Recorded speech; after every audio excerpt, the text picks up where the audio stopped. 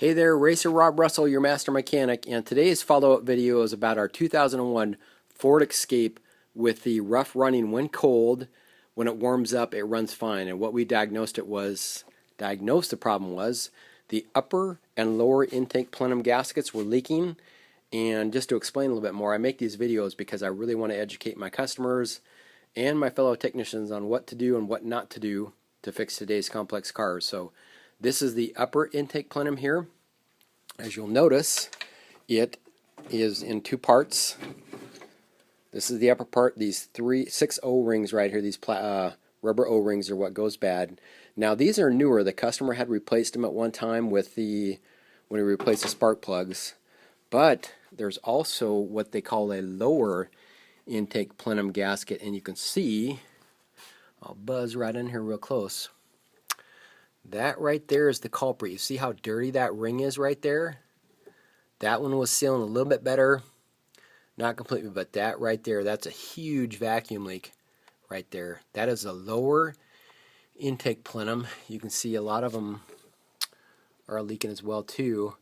Now what that does is that bolts right up to, you'll notice how I have a rag here. This is your intake manifold right there that goes right to the motor. So right inside there is really cool. I don't know if I can get to it or not, but oh yeah baby. Right there are your valves that go up and down into the piston. And I don't want to make these too technical, so just keep them fun too as well too. This is your coil over plug right here as well too. Your spark plug's right underneath there, which goes into the cylinder, and this is your coil. So it's a coil over plug. So that's some of the new things about today's cars. So basically, what was leaking and causing the rough idle when cold was leaking intake plenum gaskets. Lower and upper. And what's really cool too is this customer was complaining about a rough idle occasionally, like it would drop out, stall, those kinds of things. Now, even though these cars are completely computer controlled, has an idle speed control motor here. It's basically just a butterfly valve motor that goes in and out and controls the amount of air that goes into your motor right here. Think this is a controlled vacuum leak. You still need, this is what a lot of people overlook, even some technicians, you still need a base idle adjustment. Now, some of these manufacturers don't want you cleaning this out. It's called a throttle body. This one's not a problem. If it did, it usually would have a sticker on it. But you can see, if you look real close, there's carbon that builds up on those plates. And that decreases the base idle speed. So I'm going to clean those out, and then that will reset the base idle.